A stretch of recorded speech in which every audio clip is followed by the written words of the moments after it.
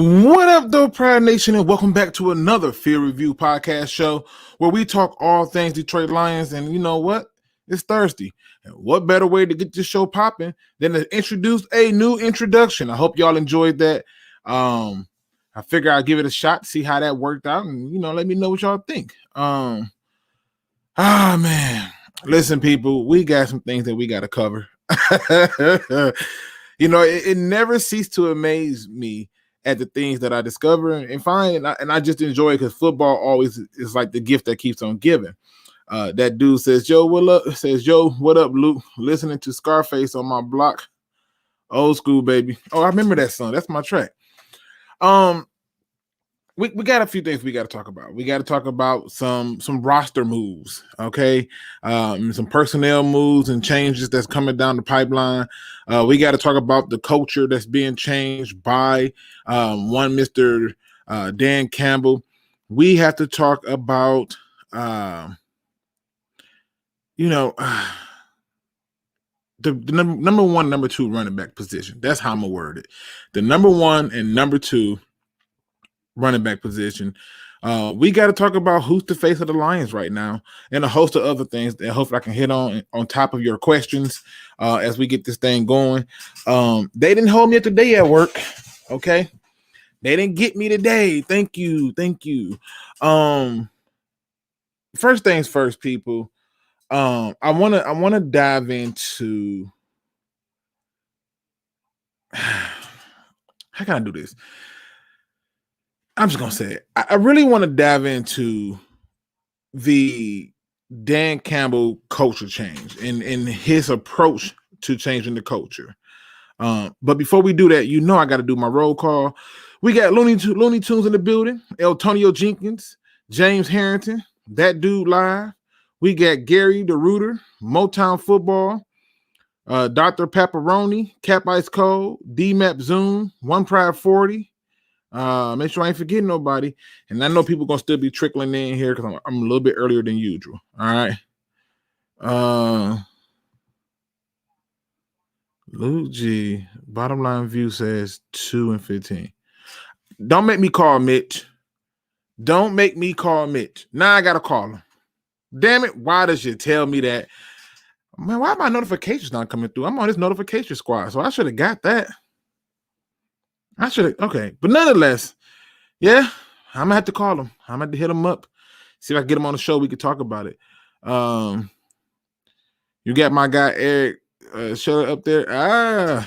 Hey, I had to put him up there because he pointed out a few things or he tweeted something at their conference. So I got to do it. But shout out to First Black Man on the Net, Blue Jay Sarge, Adam Whitehead, Bo Garius, Rich Law. What up, though, everybody? We're going to start this thing off real swift and simple. Dan Campbell, man. Dan Campbell, man, this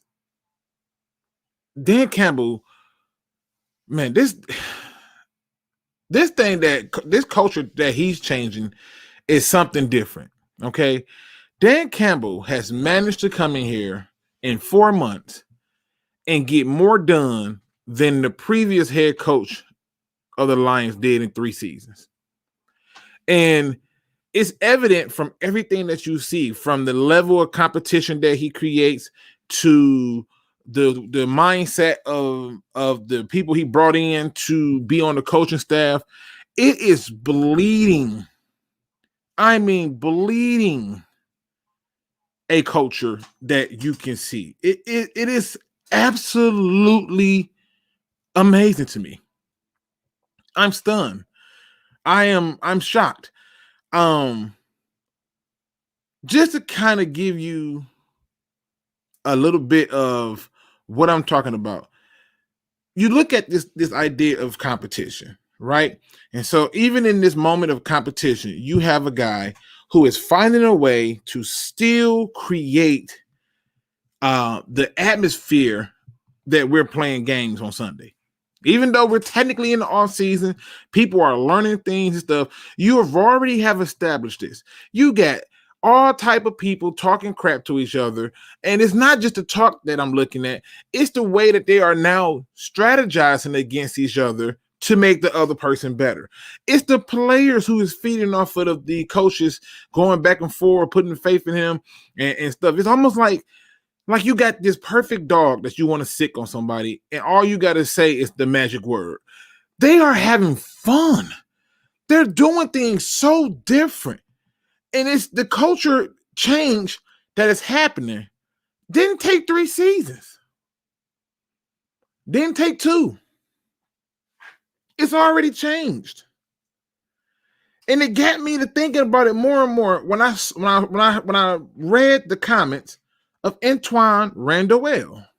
Now, I want you to be clear about something.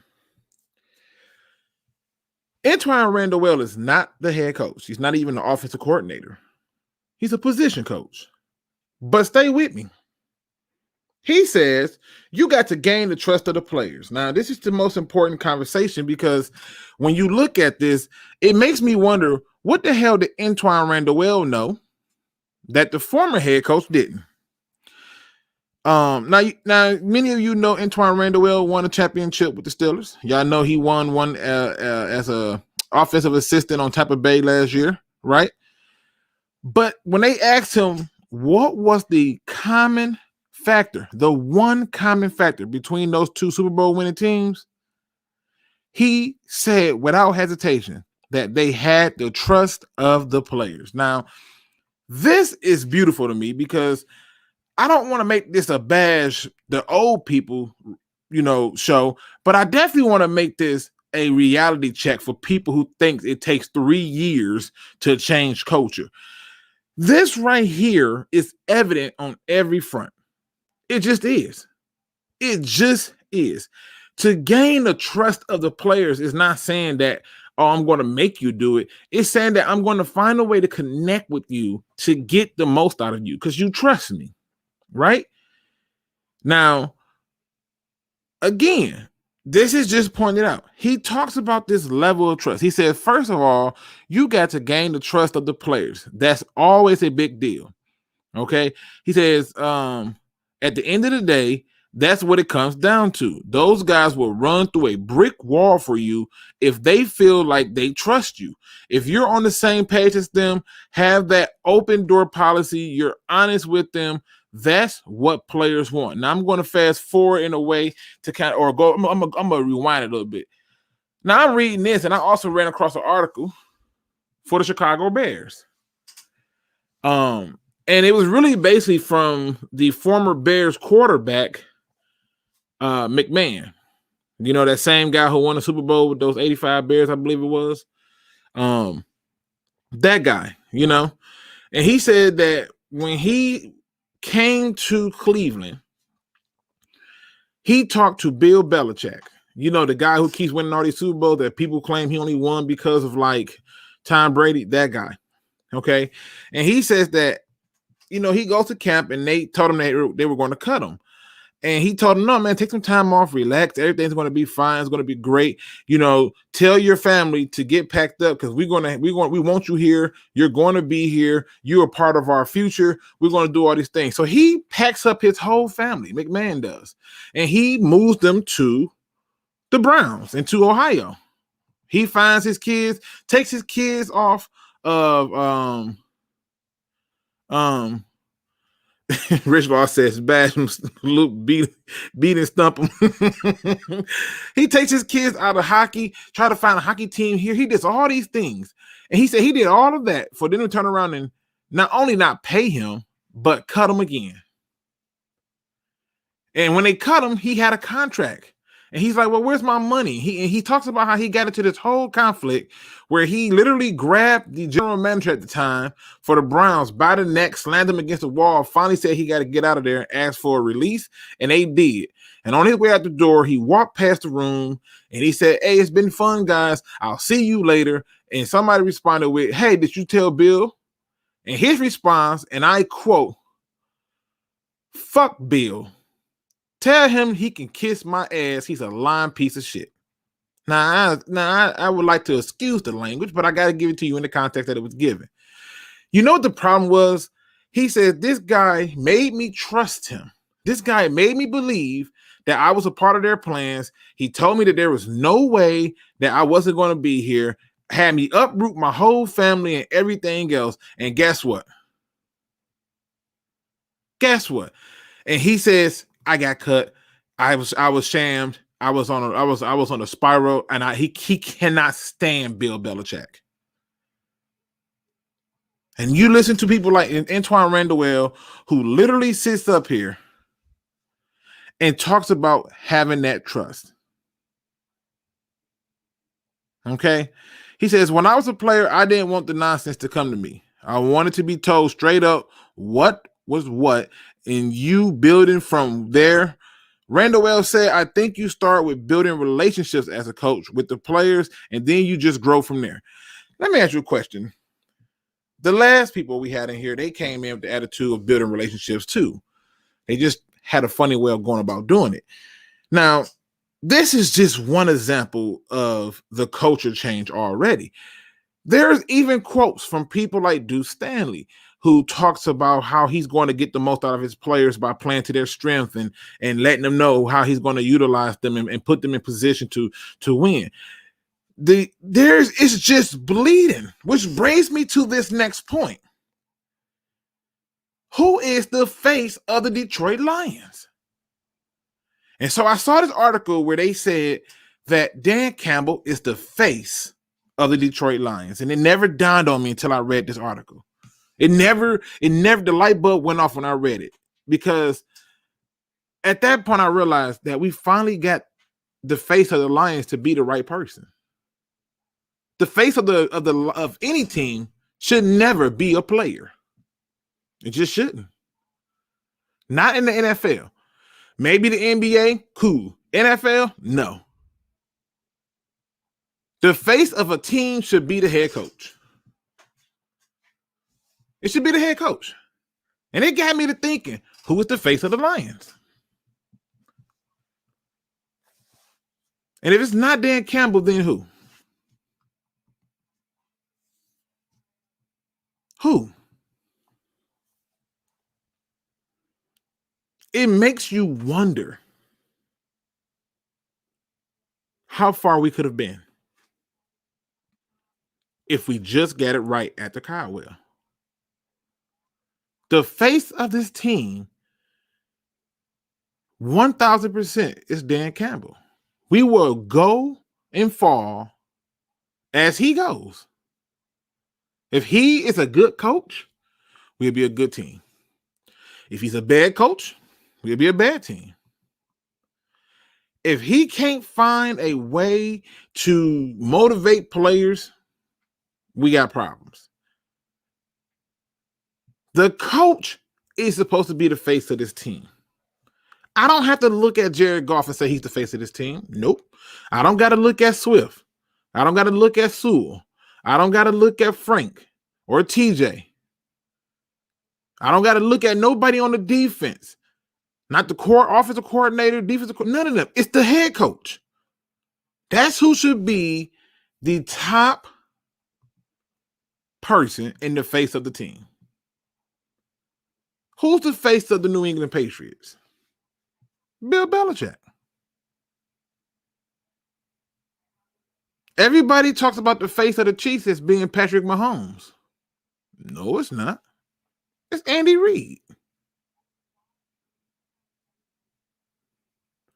Go and reverse it. Look at the Dallas Cowboys. The face of them is Ezekiel Elliott and Dak Prescott. They're not winning.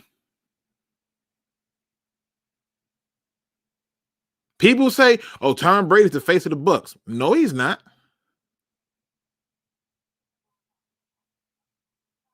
It's Bruce Arians. The attitude of the team is reflected of the leadership. And the culture changes that you're seeing right now are because the Lions are getting it right. And you should be excited. You should be happy. You really should jump for joy.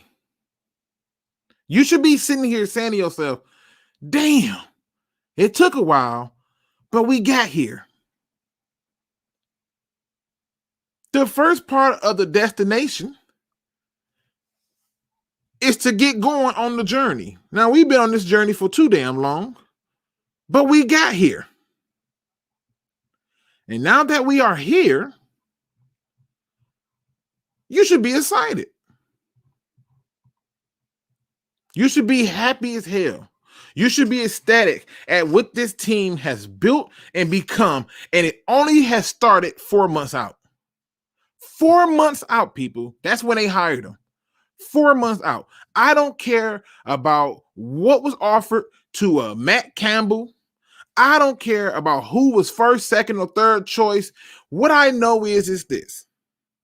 The staff that we have, with the head coach that we have, is already spreading worse than this damn virus and this pandemic. And it's been 4 months. This is something that is huge, that's not being pushed in the media, but it should be.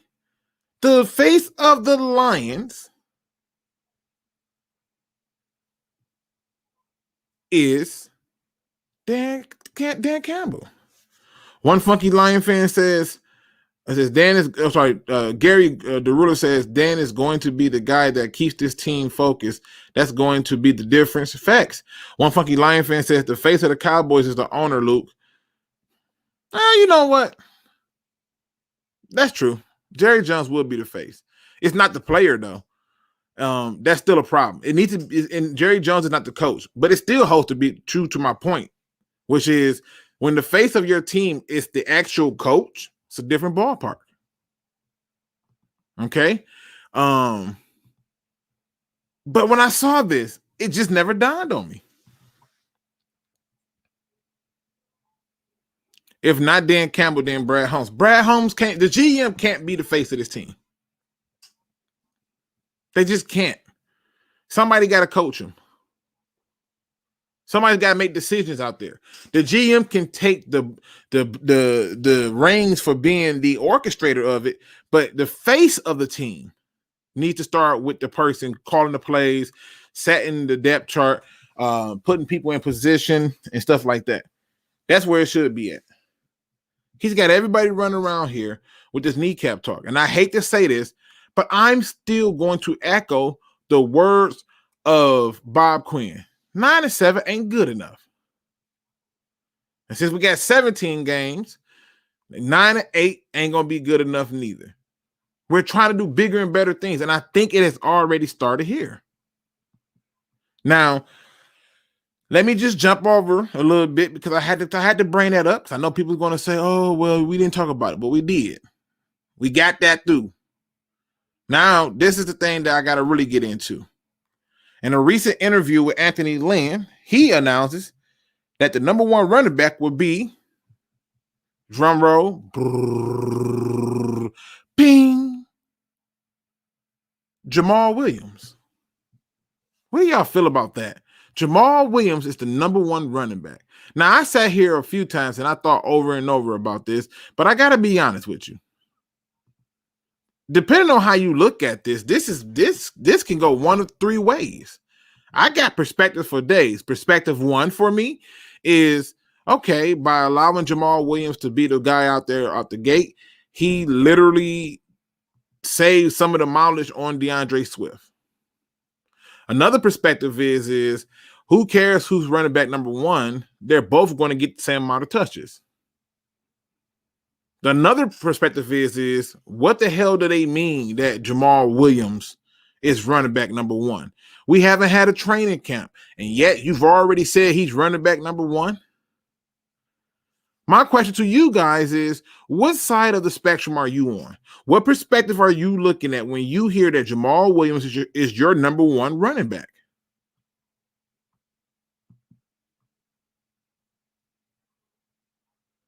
I'm just trying to figure this out.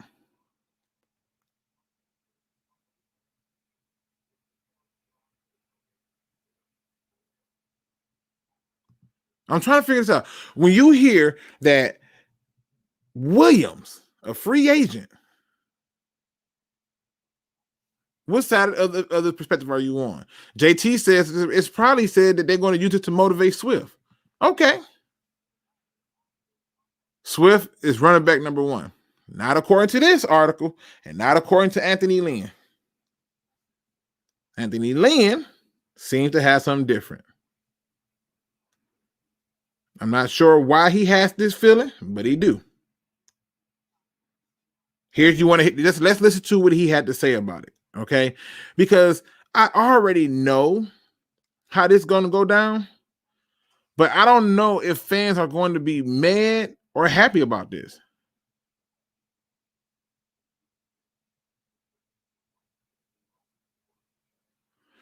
One funky Lion fan says, but if you look at the Cowboys, the last time they were successful, Jimmy, and before that, when they were America's team, Landry. Right, the coach needs to be the face of the team.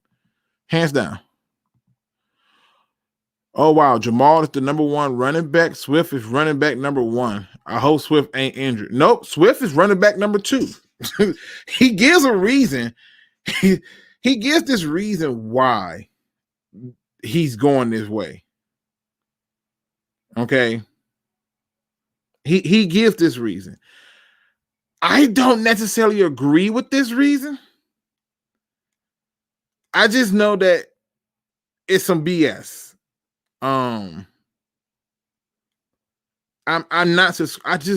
I don't like it, to be honest with you. And the reason I don't like it is because I'm trying to make sense of where's the competition, right? Like, where is the competition for the running back position?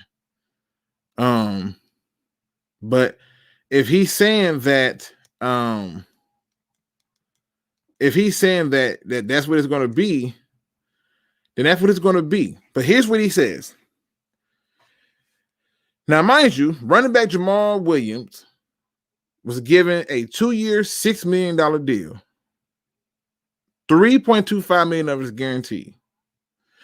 This is the conversation that Anthony Lynn had with the Athletic, where they were doing some film study interviewing. Lynn made it clear that Williams will be the top tailback with the 2020 second rounder DeAndre Swift serving in a complimentary role. Now, when I first read that first sentence, I damn near passed out. I did. I was like, what? Why? Why? Tell me why. Like, I had to dig into this. All right. Doesn't Lynn categorize backs based on their capabilities? Yes, that's true. He's going to get into that. I'm going to explain that. Now, Gary says he don't care who the back is. Whoever the best one should be the player. I'm with it. This ain't even Pro Football Focus. This is straight from NBC Sports, where the interview was done. All right. Luke, that's a smoke screen. Didn't Chris Billman say we build from the outside in, and we did the total opposite? Never tell your rivals your plan. Okay, listen. That's another perspective. Don Burr, I'm already in love with that perspective. I'm about trying to get the perspective where it should be. So I'm cool with that. I'm cool with that. You making me feel a little better. I ain't gonna kill him just yet. I'm just saying. House David says, save Swift for when the team is good. Use Jamal Williams to carry the load now. I like that perspective too. Has to be because of experience. Swift is going to run like his father built a monster. Like a back that can run, catch, and block is a blank back. It's an A back, according to him.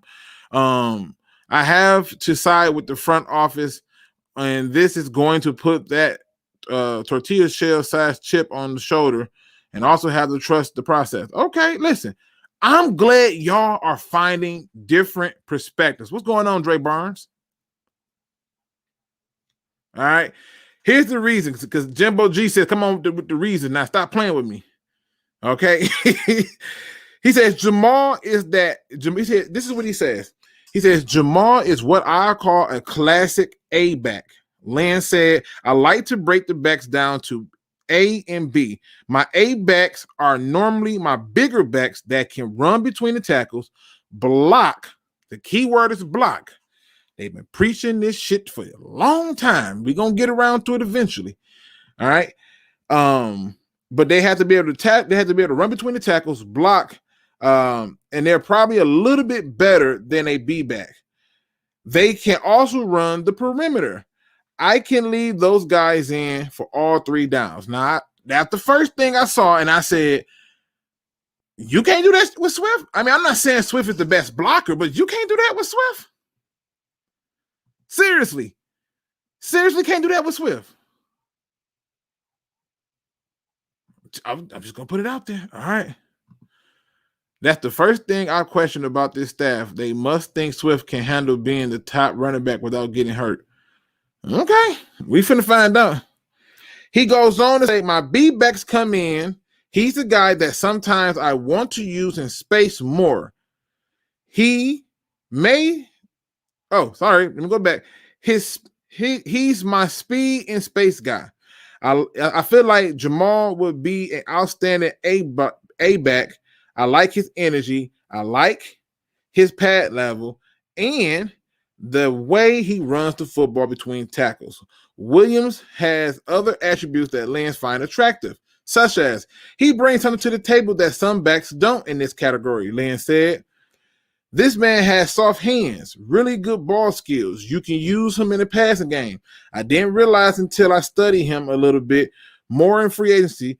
It says, but that he was as good as they come as a receiving back. This young man has excellent hands, and he has some really good route running savvy. It says, and while it remains to be seen whether Williams will be biting kneecaps off, he has some intangible qualities that Lynn seems to be in love with as well. Lynn goes on to say, I love his personality. A lot of energy, a lot of passion. He just walks down the hallway and loves talking to people. I can't wait to get him around the teammates just so they can feel his energy. When we were watching him in free agency, everybody just kind of responded to this young man every time he touched the football. I've been impressed with some of his footwork. Like, wow, look at this guy. He knows what he's doing and where he wants to go with the ball. I didn't know you could run that route, young man. That's good to know. I mean, he's gushing over fucking Jamal Williams. I mean, listen, I love the fact that Jamal Williams has come in here with an attitude that's out of this world. But it makes sense now. It makes all the sense in the world now why he's coming here with this swag and attitude. He was probably told out the gate that he was going to be the number 1 running back. Now, Jimbo G says Luke Swift will come out pissed and tear up the lead. This is nothing but fuel and creating competition between the backs. But that's right here's another perspective that I like because I thought about that too. Again, everything that they've talked about as it has been pertained from Dan Campbell has been about competition while having fun. What other way to create competition than to tell a guy who was taken second overall, you're not starting. You don't do this right. I don't know. I want more. And I know you can do it. Give me more.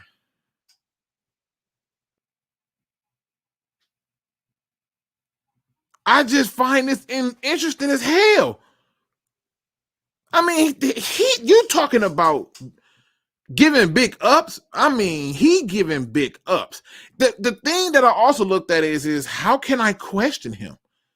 Look at some of the people who he has turned into monsters at running back that people wasn't talking about, like Austin Eckler. Well, nobody talking about these people. And he saw something in them that stood out. So I got to kind of trust Lynn a little bit, but I am a little shocked that the number 1 running back ain't this. Now, let's say it is a smoke screen. Let's say it's a smoke screen. I get it. But I don't know. I don't know. This is a smoke screen, staff. I swear. He sounds like my old coach. He's on that BS. He must be hitting that California weed with Williams. What up, though, Steve-O? I'm just trying to figure it out, people. This dude, the way he's talking about Jamal Williams, I'm sitting here trying to figure out, like, are we looking at the same people? I mean, gushing over him. He's feeling it in such a way that don't make sense. That's why I put up there this picture of roster moves. I did not see this coming. I thought it would be Swift, Jamal Williams as the relief guy, Lightning, Thunder, right? He's like, no, it's thunder and then lightning. But then I got curious to figure out, well, what the hell did you bring Jefferson in for? What the hell is he supposed to do?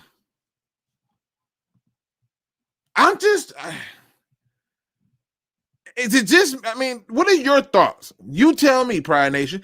What are your thoughts? Is this a mistake by Anthony Lynn? Is Anthony Lynn and Dan Campbell making a mistake by naming Jamal Williams the number one running back? Is this smart? Is this, I mean, what are your thoughts? First Black Man on the Net says, bro, can you imagine Swift as a type of complimentary back? That's filthy. Knowing that they know Swift is the future, gangster coaching. I love that perspective too. So the thing that I want people to do when they come to the field review is find a perspective. Not the same old run-of-the-mill, same old Lions perspective that don't have anything behind it, but a perspective that lets you understand what the team is doing. Chris Burks tweeted that Lynn called backs that can run through the tackle A backs and guys that can use speed on the outside as B backs. And it's nothing to do with who's running back 1 and 2. Well, let me just go back because I've seen that on the Jacob and Jacob podcast. Shout out to them gentlemen. I seen that on there where he talked about the A back and the B back. This right here says, I'm taking it with a grain of salt, but this is what it says. All right, that Jamal Williams is the team's number one running back for the 2021 season. And DeAndre Swift is the complimentary role guy. So, I'm shocked. I'm shocked. I just thought, I don't know. This is either going to come out one or two ways: 100% pure genius, or another fail that needs to be rectified before week 3. This is news that should be pressed and pushed and talked about, because this is saying something. Like I said, there's a number of perspectives in it that you can see. Gary DeRuiter, if the whole team is starving and hungry, what will happen? You will get the most out of them. That's a good point. Don't be surprised if Williams turns into Reggie Bush. Jefferson became Bell, and Swift is only Theo. Now, that's an interesting perspective. He's essentially saying that Williams becomes Reggie Bush, Jefferson becomes Drake Bell, and Swift is Theo. I think I get what you're putting up. I mean, what you're putting down, but I think it's gonna be some running a little bit different.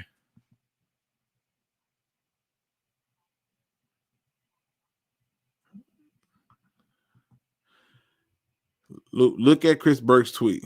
Listen to the chat.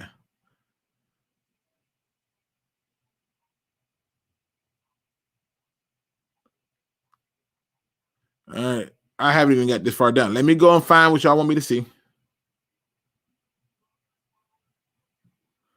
Let me see. Let's see.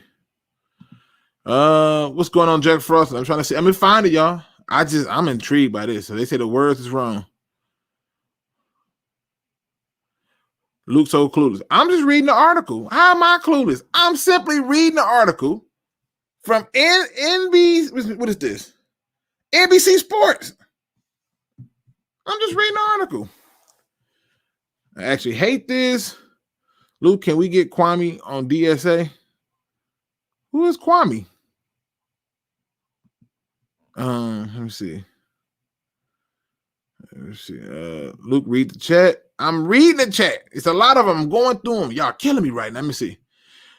A and B backs don't necessarily mean one would be one or number 2. Okay. You should have everyone on that team playing like a bunch of dogs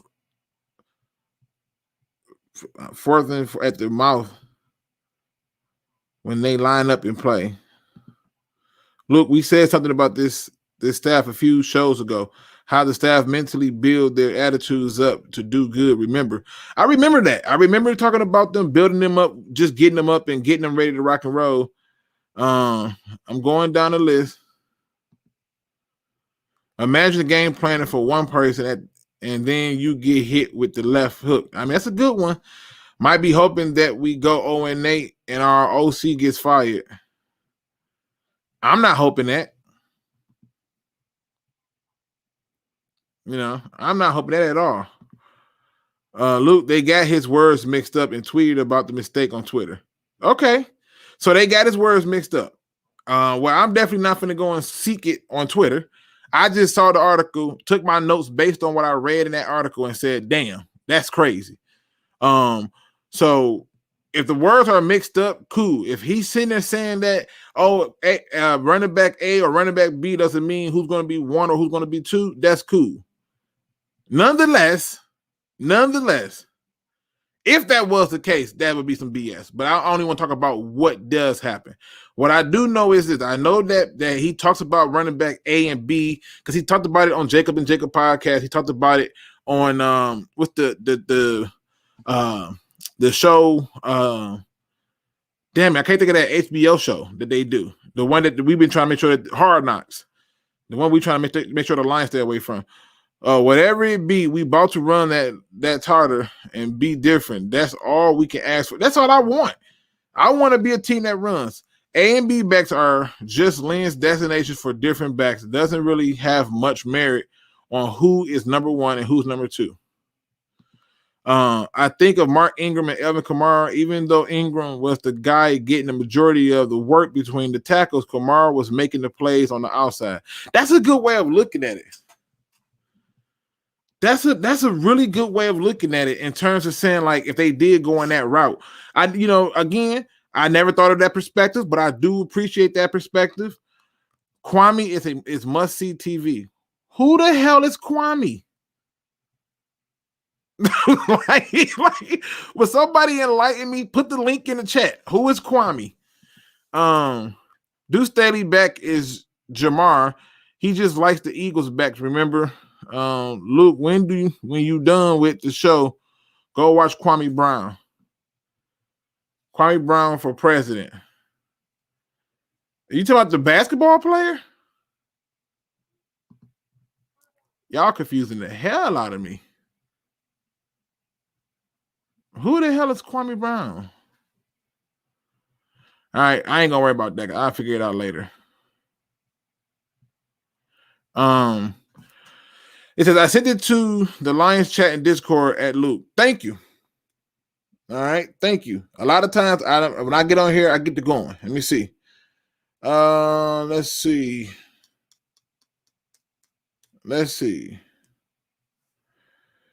Chris Burke, to clarify here, A and B is just how Anthony Lynn describes his back skill set. A is more between the tackles. B is speed and space. It wasn't a running back 1 or running back 2 destination for Williams and Swift. The Lions love Swift. He's going to be a focal point of the offense. So this is their way of trying to correct it. Yeah, good for them. Still should be news. It still should be news. Now the news should be, get y'all shit together before y'all start posting it. That's what it should be. Get it together before you start posting it. Also, there is supposed to be a roundtable tonight. I got to make sure I say that. It's supposed to be a roundtable tonight. I'm not sure exactly, but I think it's going to be on SpeakEZ's channel. I'm going to double check in with him now to make sure.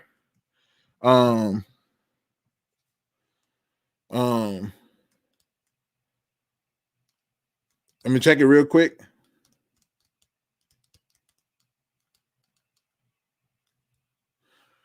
All right, he gonna get back to me.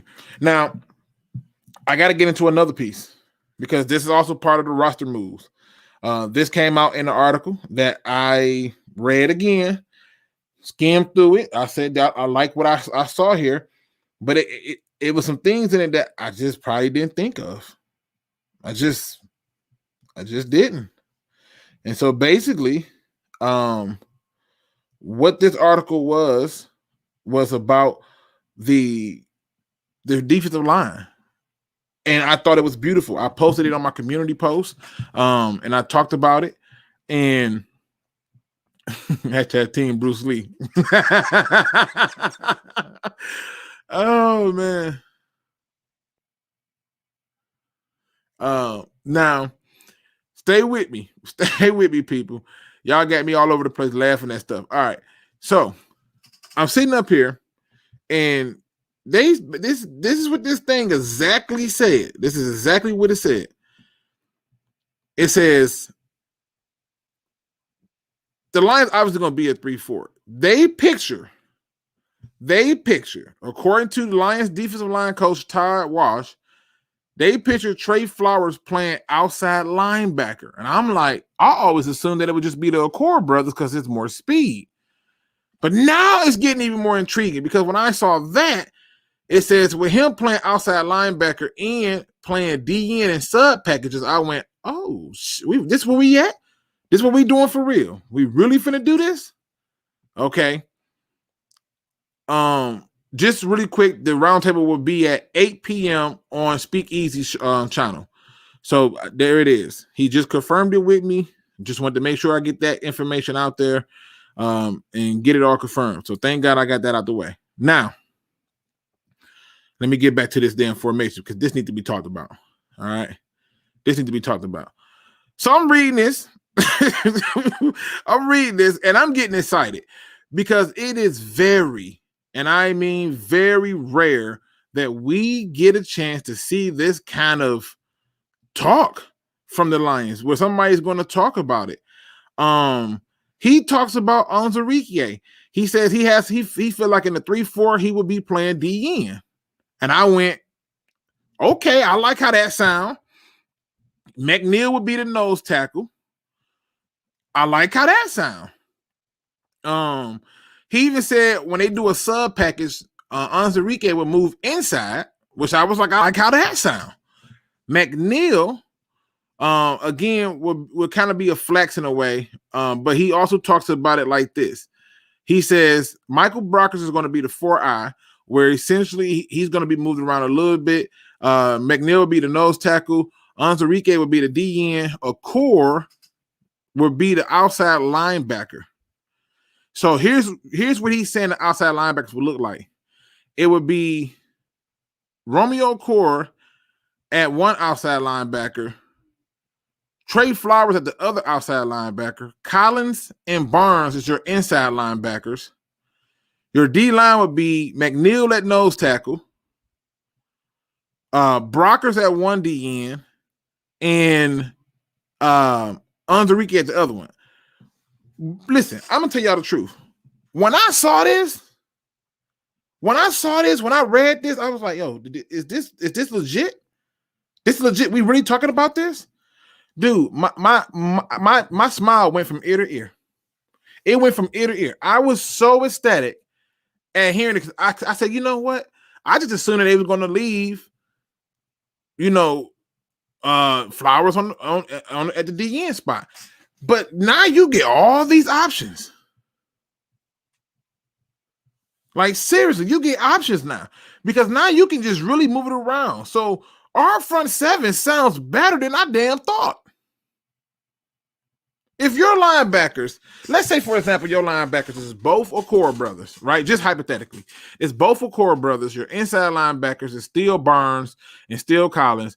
And then your nose tackle is McNeil. You got Flowers at one DN, Onwuzurike at another DN. That's still good. Or you got Michael Brockers at one DN, Onwuzurike at one DN, McNeil at nose tackle. Both Okoros at the thing. That still sounds better. Let's say they do it the way that they described it, where you got Flowers at the outside linebacker, Romeo at one, Collins and Barnes at the inside, and then you turn around and got McNeil at the nose tackle, which, I went back. I still think Onwuzurike is still closer to Jerry Ball coming out of college, but if y'all think McNeil is, I ain't gonna kill you. But you got him at the nose, and then you still can decide. Listen, bro. Even my brain, just right now, my brain is literally going through a metamorphosis as I sit here and just get excited, bro. I'm excited for this damn team. I don't know how anybody can see us losing more games. I'm going to hit up Mitch to get Mitch on the show because Mitch apparently said we're going 2-15. He's going to have to explain that one. I don't think Mitch watched enough Lions football. What's going on, CJ? Look, that's about to make Flowers work for his leftover money. Oh, man, they finna make him do all kind of work. He's finna, now that he's got to be an outside rusher, oh, you got to earn your paycheck, bro. He can't even fake an injury, bro. Like, do y'all realize that we were so down in depth that people like Kenny G can fake an injury? Romeo can't do that.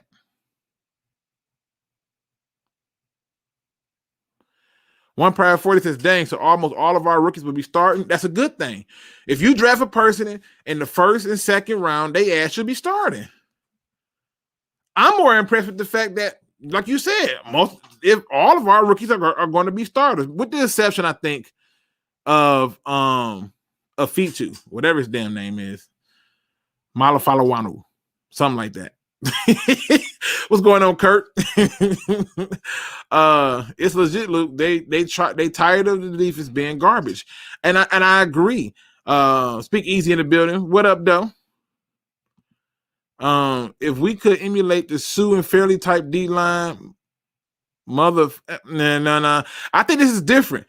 I think if you look at this D line, right, it's more in line with the 1991 team. I hate to say it that way. If you wanted to bring it up to a more modern look, it's similar to what they did over with the Rams when they would take and put Sue at DN, Donald at 1 DN, and Brockers at D tackle. And then they would sub package him out, add in whoever they wanted at D tackle, put Brockers at DN, and Donald at the D tackle spot, and with Sue next to him.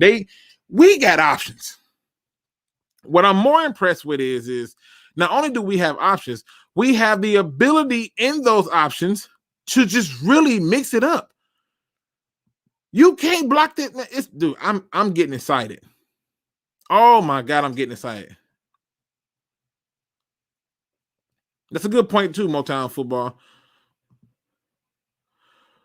Wait, when you say that, Jimbo, let me see. The defensive scheme gives us a lot of flexibility to adjust to different opponents, making us unpredictable is the key to success. That's what I'm looking at. SpeakEZ, how y'all been?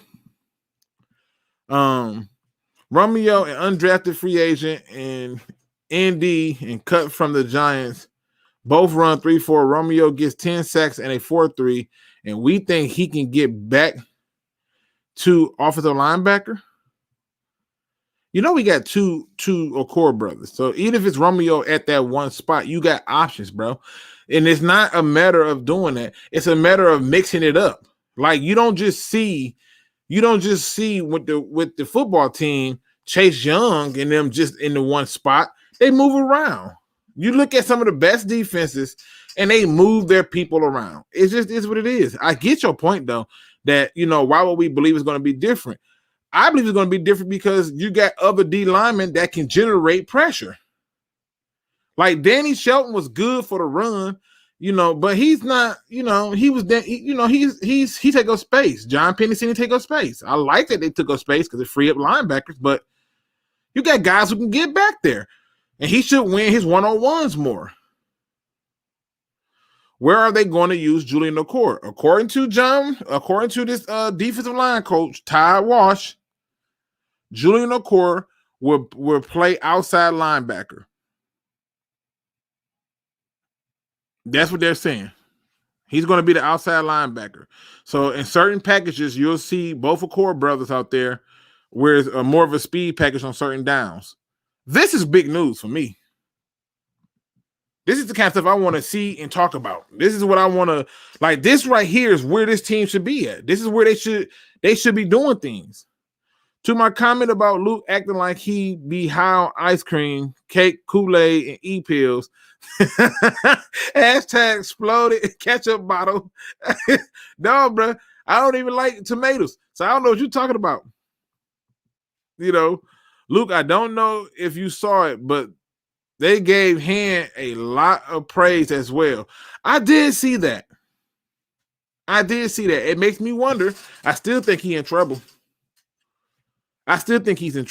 Makes me wonder if they're not trying to, give some praise for trades.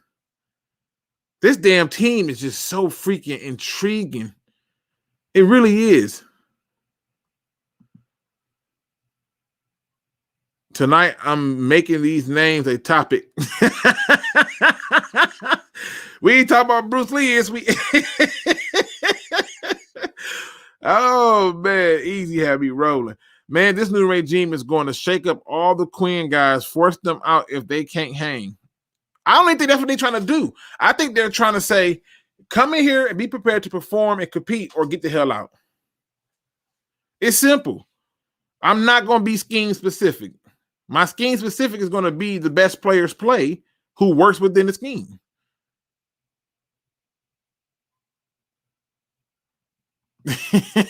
Y'all, easy. Don't do Luke like that.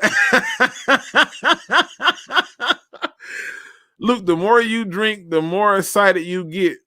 I'm just telling you. Think about this, bro. Right? Just stay with me, right?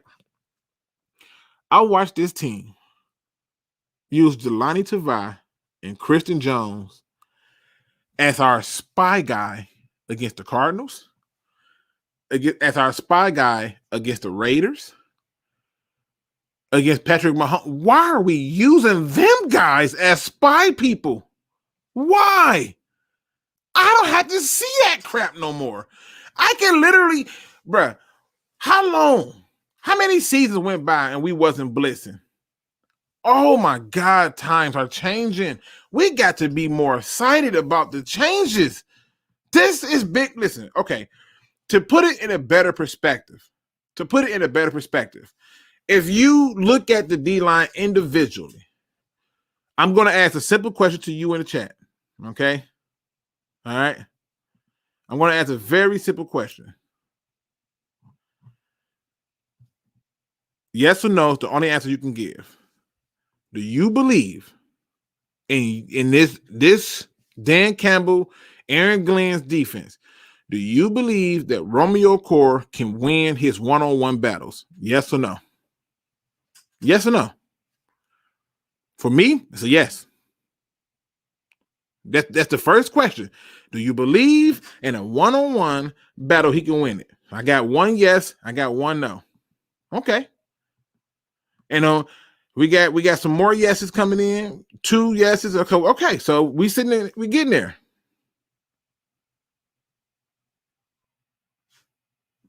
Listen, I'm picking up what's been put down. I was never against the defense. I figured the defense would be improved the moment we fired that guy. But let's go down the line. Let's just go down the line, right? One-on-one. And if you ain't seen the film, I'll help you. Do you believe that Levi Onwuzurike can win a one-on-one battle? Because you got to keep in mind, they can't give all these people one-on-ones. They can't do it. Do you believe that McNeil can win a one-on-one? If you're rushing Julian or Core off the edge, can he win a one-on-one? I'm just saying. Look at the matchup. If you call a blitz, this is the best part of it right here. This is the part that I don't even think y'all realize. This as a linebacker, and I saw this when I saw this alignment that he was talking about, I went, oh God, I would have loved that. If I'm blitzing Derek Burns, you think he can win his one-on-one? I'm just asking. This is what this team has become. The unknown nightmare. The unknown nightmare. Pennicini can win. John Pennicini can win his one-on-one, but he's more of a run stuffer. If the question was, do you believe that we got run-stopping defensive linemen, the answer to that should be a resounding yes. If you ask, do we got pass rushing defensive linemen, that should be a resounding yes. If you are still out on it, I get it. The real question is can Will Harris win his one-on-one? If the receiver got that far to Will Harris, then we got another problem. because the receivers shouldn't have gotten that far to him. They just shouldn't have. Just look at it. If you come out lined up,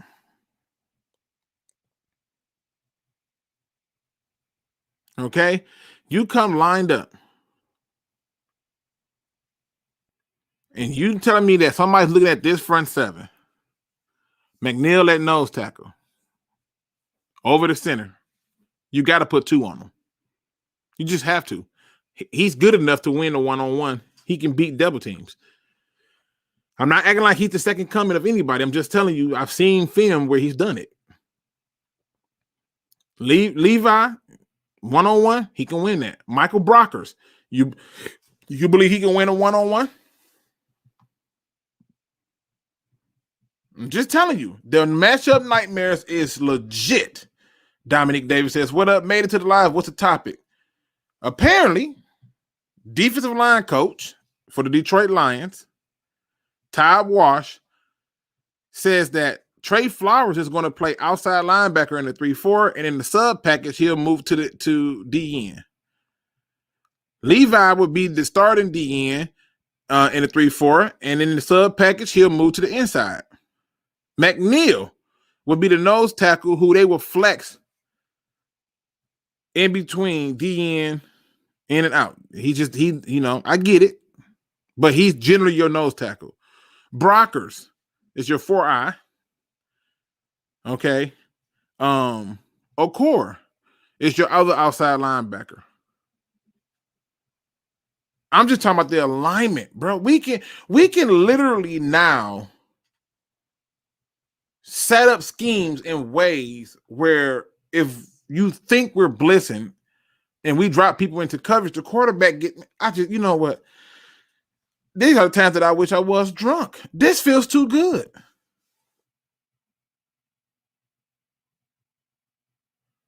$100%. I know you did, Izzy. He played a lot at Clemson. It was actually good. The Lions made him put his hands in the ground.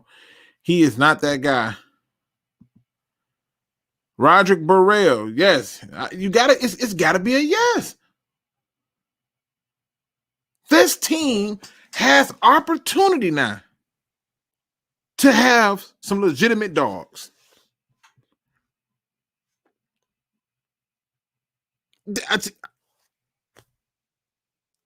I don't see how we losing more games. I just don't see it. Don't forget about Austin Bryant and Cornell. I think Cornell in trouble. Austin Bryant, I think, might be in trouble too. We'll see. This is news. This is news in ways that I never thought that I can get excited, because I'm not even trying to guess you. I'm just picturing it in my head, and I'm thinking, the Bears. You mean to tell me? First of all, you got to understand combinations. You mean to tell me I can put Levi on the outside against the Bears, against like Tevin, the tackle they just got, the one they moved from right tackle to left. I could put him there, and now I can add one of the Core brothers or Trey Flowers outside of that to rush along with me. Oh my God. Do y'all see this? Go to the Vikings. You can literally expose these rookie tackles. Literally. Go to the Packers. You want to run the ball? Go for it. The 2 inside linebackers got enough speed to fill the gaps. This is just sickening. I'm not even a 3-4 fan, people. I'm a 4-3 dude. Because that's what I was good at. I sucked in the 3-4. I'm gonna tell you the truth. I sucked. I needed a very small window of space, and that's what I wanted to focus on. And the 3-4, them big boys get up there to me. I hated having to fight them off. I would toss them if I had to, but for the most part, I enjoyed being in the 4-3. And they're talking about this 3-4, and I can visually see the dilemma for people who got to block for the quarterback. How do you block all of it? Man, I believe the TV show was 18, where the leader says, "I love it when a plan comes together." Man, it's starting to look real familiar. It's starting to look real familiar.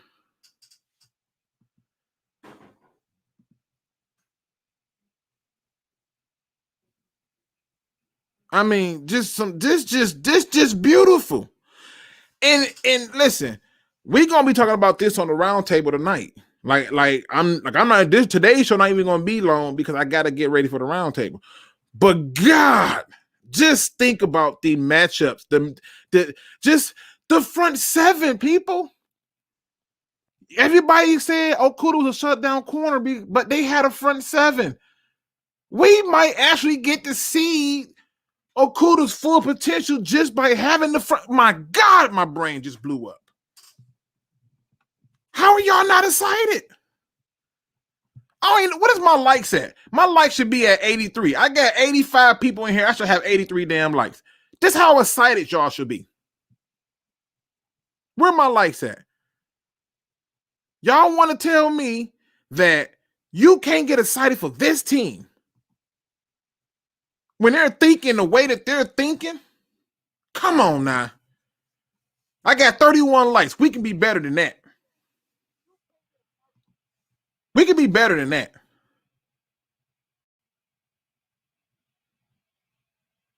I got over 80-some people in here, and y'all ain't excited at this damn news. This is, even right now in my brain, I can see how hard this is to block.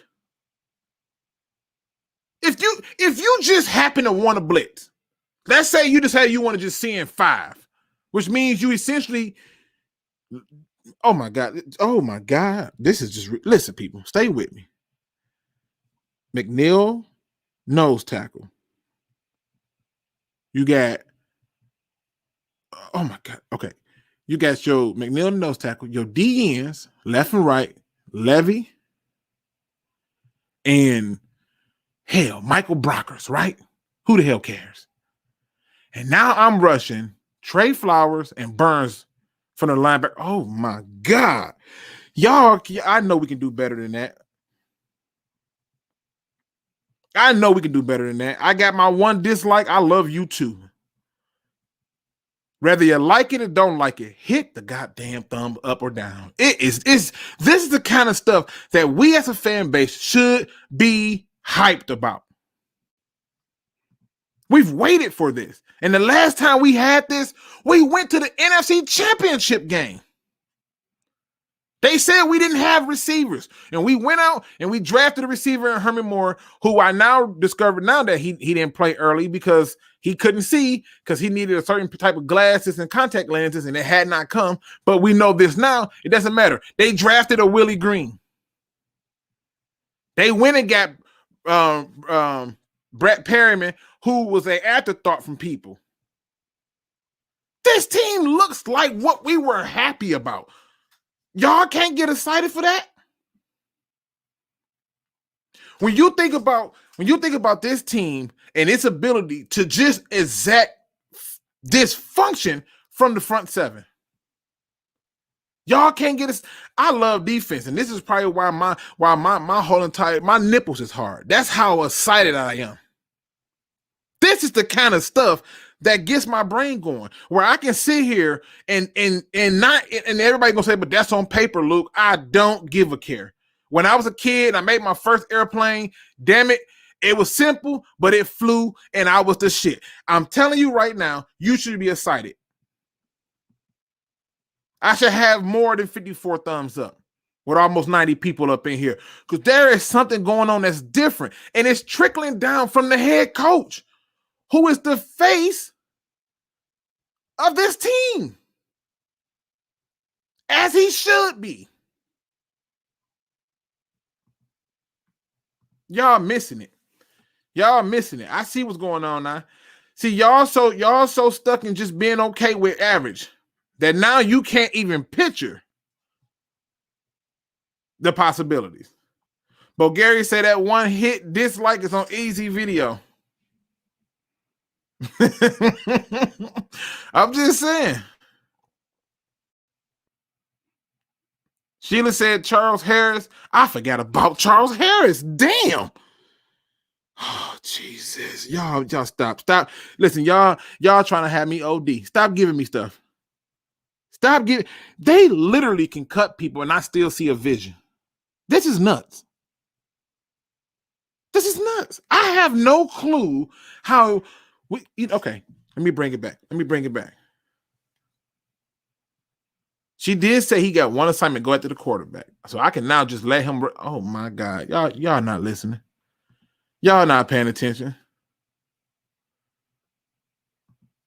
Please put your shirt on, Luke. No one needs to see that.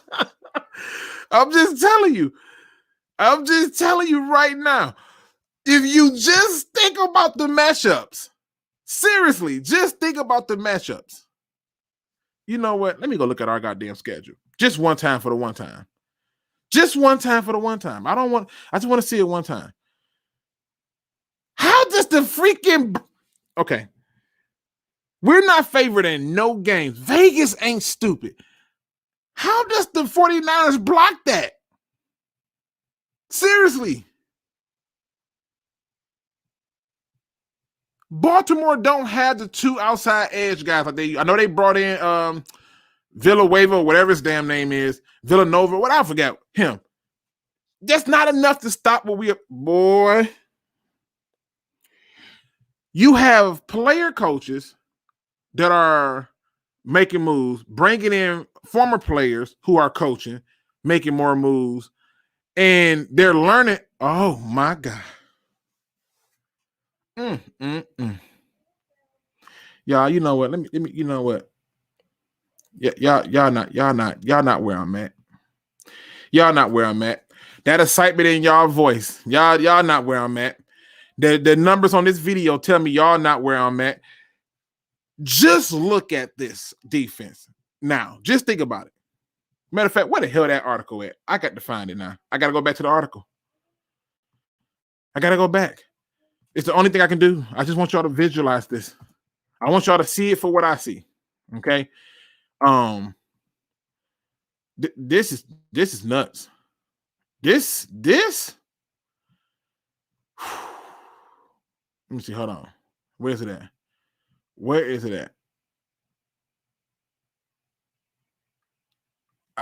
Oh my God, this is nuts. All right, here we go.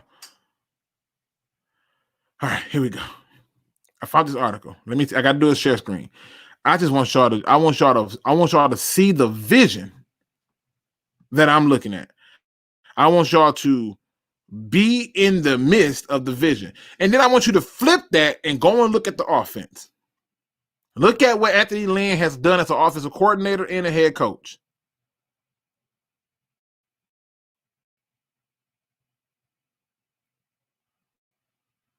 And just for the record, they just not correct their article. CBS Sports and them just not correct their article, which is stupid. Y'all, or NBC, whatever they call them. They should have been did that. Damn, Proud of Detroit just dropped another damn article. I mean, God, let me get to my damn point. I got to go back to the point of the point. Okay. Let me see. We got this dude right here. All right. I'm trying to put it in a spreadsheet so y'all can just see the vision the way I'm seeing it in my head. I can't type fast enough. My goddamn hands is shaking. Never mind. You know what? Let me get off this topic because y'all don't understand. The high in me is not normal. I literally see it now. Like I see it. And it's scary. Oh my God. All right, people. Yeah, I'm getting ready for this other show because I don't think y'all understand the energy that's going on here. I don't think y'all quite with me yet. I don't think y'all quite understand where we are in terms of things. Tony G says, I'm trying to put the Kool-Aid down, but it's like a light bulb that goes off. You ever have something that you're trying to figure out? Like, do you remember the first time you ever did something that you was like, okay, for example, right? Perfect example. And I ain't forgot about you, JEMLIVE. I ain't forgot about you. Hold on. Perfect example, right? I'm finna show y'all something. If any of y'all ever played this game, y'all know exactly what I'm talking about. Do anybody remember the Nintendo NES Teenage Mutant Ninja Turtles game where you had to swim underneath the water past the electric plants and stuff. That was the hardest freaking level in video games. I'll never forget the day when my ass passed it. I got that type of feeling. Y'all don't understand. First of all, ladies and gentlemen, let me put this out here really quick. I got to talk about this too. This man right here, JEMLIVE. He talks all things sports, basketball, football, hockey, baseball, whatever it is, he talks all of it, right? He had a video that was so damn good as it pertains to the Lions' first pick that I had to collaborate with him. And so we decided to do a little bit of a collaboration, people. So tomorrow at 5:30 Eastern Standard, I will be talking with him to discuss a few things pertaining to the Lions and the division. And the best parts of it all is it's going to be live. We're going to be able to touch on some things. I love what he's doing in his videos. I don't know how he pulls this off, gets all this information in a small fraction of a second. But let me make sure y'all are aware so y'all can go and show him some love. Because not only is he doing good on YouTube, he is also a Detroit Lions fan. That's right. He's from Michigan and a Detroit Lions fan. Look, TMZ was some BS, and so was the Jurassic Park game on Super Nintendo. Listen, but the hardest freaking board ever. Could not believe I beat it. I remember Contra. I don't even talk about Contra. Contra has cost me too many friends. And ain't nothing worse than having a guy who don't understand his role. Like, bring that ass on. We trying to win, and you hanging back trying to shoot everything. Sometimes you got to shoot and move, but don't. Contra will do that to you. Okay? Let me just show y'all this. God, my brain is churning. God, my brain is churning. Y'all don't even understand. If y'all did, y'all would be as happy as I am. That's his channel. All right? Now, he's at 1.89 subscribers. I think we can do better than that. Because one of the things you're going to get from his channel is straight to the point content. No BS, right? I'm talking straight to the point. If Kingsbury needs to win or he's out. Very good story. A lot of you Michigan people who always love Jabril Cox, he's talking about that. Let's go on down a little bit further. Dan Campbell is turning around the Lions. Let's talk about Trey Lance. This video on Trey Lance was so good. Okay. He brought up something that it never occurred to me. I don't even want to tell you what it is. I just want you to go and watch it. And then you come back, we'll discuss it. But we will be live tomorrow. Oh, look, we already moved to 1.9. See, I knew we could do better than that. So we're going to be live tomorrow talking about the Detroit Lions. I decided that, you know what? Let's have some fun with this. But when I tell you that you're going to get a lot of information in a short video, he has nailed this thing to an art. You understand me? So you know me. I like to show support to people who doing good and big things. I'm also working on getting Jacob and Jacob podcast on, who just did another damn interview with a I think it was an ESPN person or NFL personnel. I can't remember who it was. Buster, oh, bro, don't get me started on that. John Kapler, you trying to get me in trouble, bro. This game right here, you know what? That's not what we're here for. You're not going to take me down that rabbit hole, and pun was intended. JEMLIVE says, I appreciate you so much, bro. Can't wait for tomorrow. Let's debate. Love this channel so much. 100%. We will be going live tomorrow. Any questions you guys have, ask me now, because once I get up out of here, it's getting prepared for that roundtable that will be on SpeakEZ's channel. I just don't think, I wish, you know what? I wish y'all brain, if you ever seen The Hangover and they had to get their money back and you had my man sitting up there, all the little, went full rain. That's what I'm doing right now. I see the vision. I can see clearly now that the rain is gone. I've seen the light. I took in the red pill once. I doubled up on it. I'm just telling you the truth. Battle Toast, y'all stop playing with me. Y'all trying to get me in trouble. Okay. Double dribble. You know what my basketball game was? It was NCAA college hoops for the Super NES or the Genesis. But that's another story.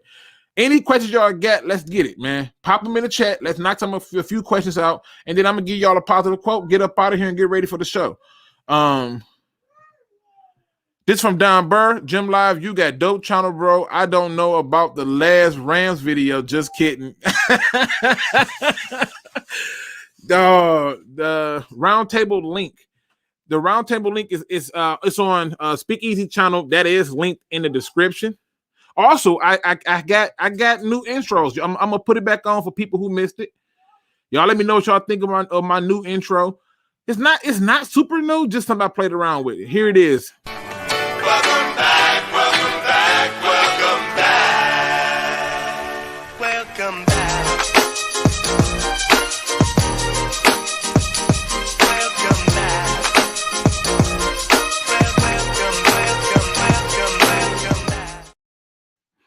All right, people, that's one. Okay, that's one. I got a few of them. The other ones ain't quite finished. Here go the second one.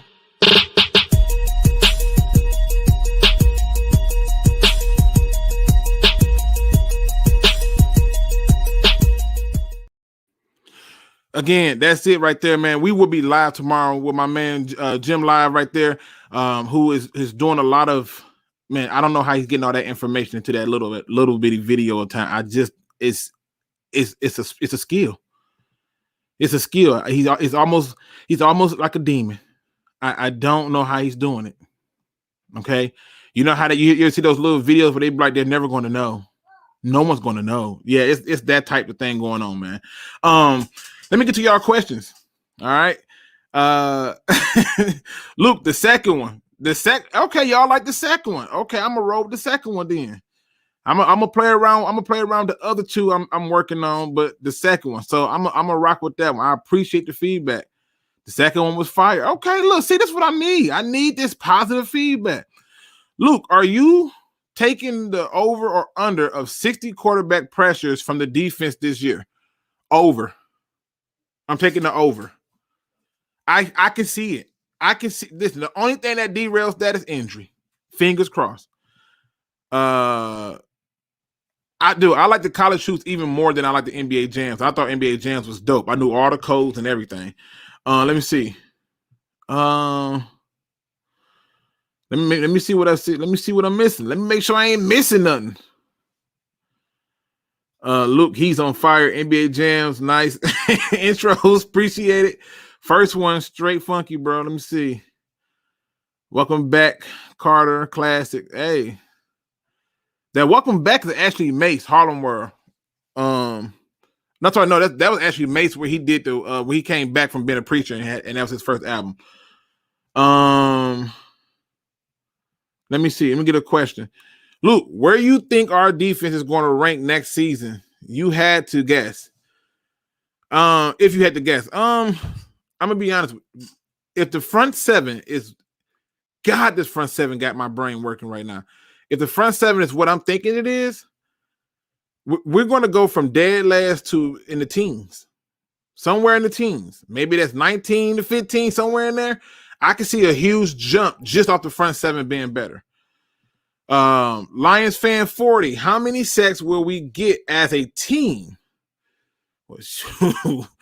I mean, we have last year. We had 10, 20. Let me look at our over. Let me look at our stats from last year. Because the way I'm picturing,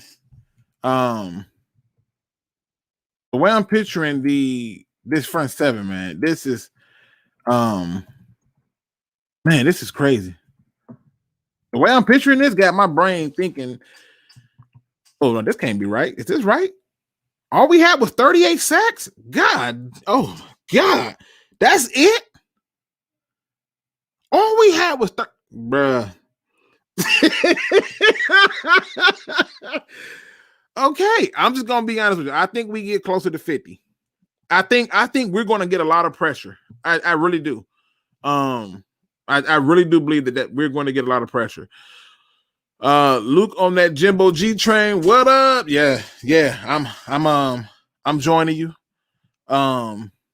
If they wanna hop on the bandwagon with us, we'll save them a seat. But I'm joining you.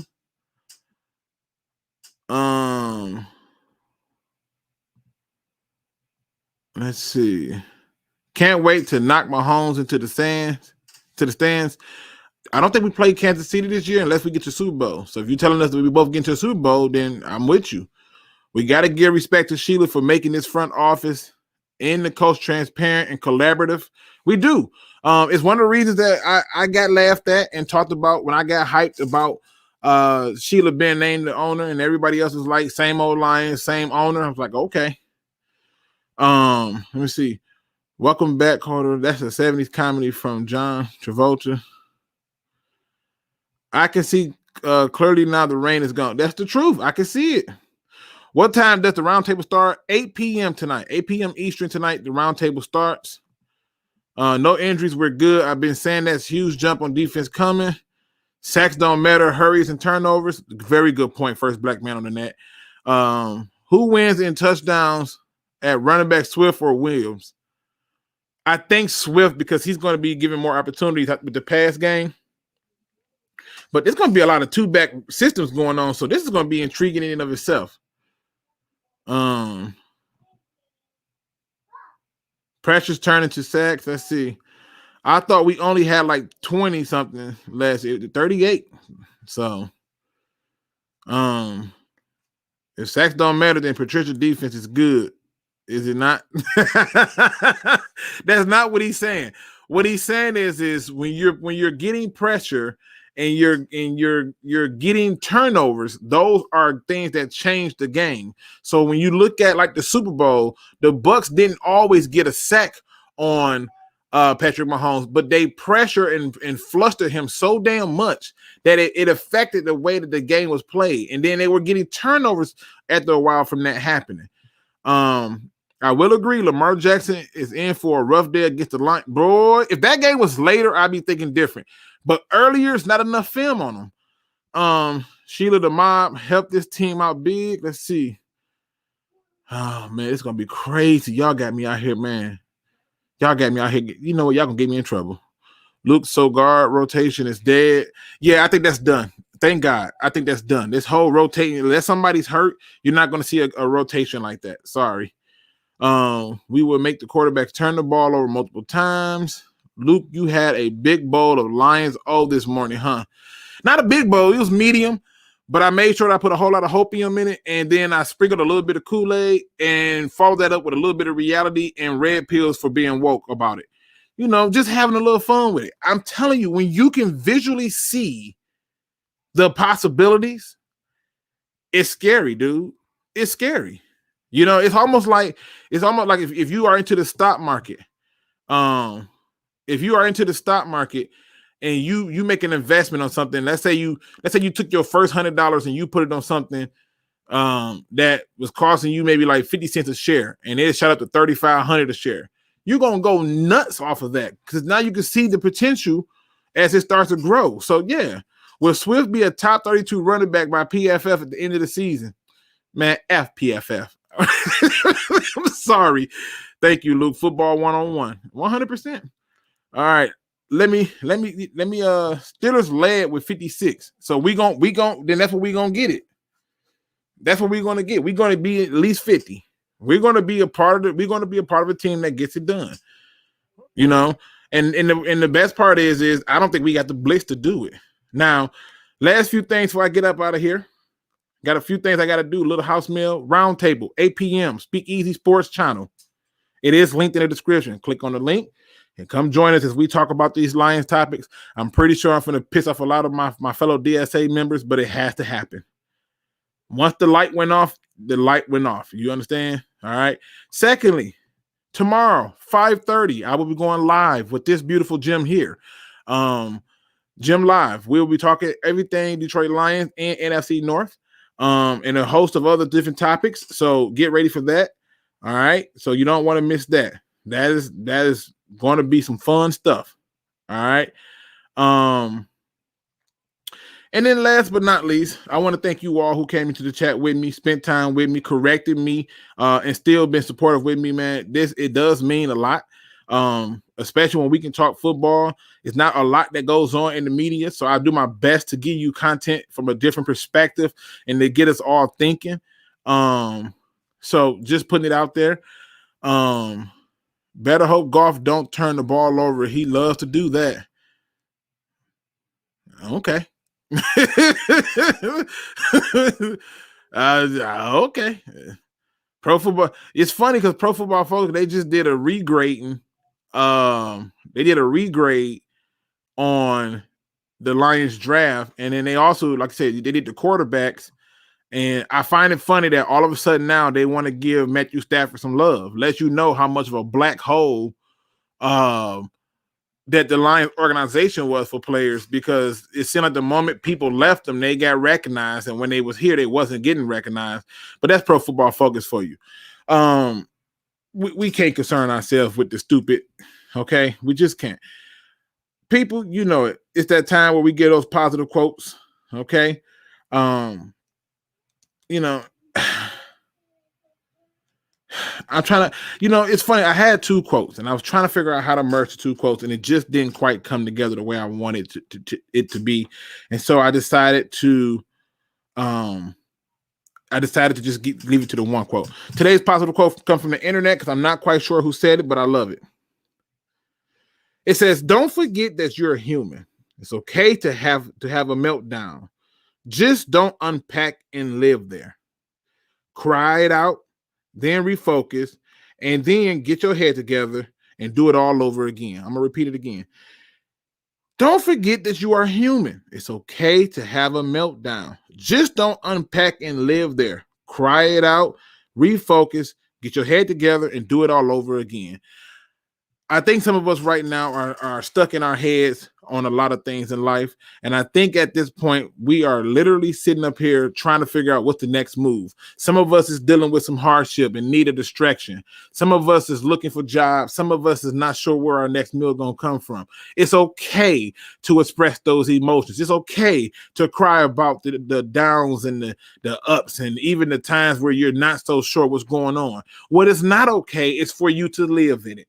You see, when you live in it, you find yourself in a nightmare, a constant state of fear. Now, Mike Tyson says fear is the one thing that we should love. It's what makes us better. It's what gets us going. So when you decide to be in this moment of emotions, this moment of a meltdown, this moment of sadness, whatever that moment is, whether it's a moment of happiness, just don't unpack into it and live there. Find some way to keep going forward. Find some way to just get beyond the point to just say that, damn it, I made it through. Even the storm can't last forever. With that being said, ladies and gentlemen, thank you for rocking with me. Thank you for the feedback on the intros. I'm going to keep working on it until I get it the way I want it to be. Thank you for hitting the likes and subscribe. Thank you for feeling that same energy I was feeling. We got them likes up really well. I know we can still add some on, but I'm not going to complain. I'm a thankful and gracious person. Okay. But I can tell you this much. People, this is too much fun. I cannot wait till the season gets started. It's going to be an emotional roller coaster, some ups, some downs. But at the end of the day, it's all football, and we still breathing here to talk about it. And with that being said, ladies and gentlemen, get ready to join me over there on SpeakEZ Sports to do the roundtable for our Detroit Lions. And as always, don't be no chump. Please do your research. I am out.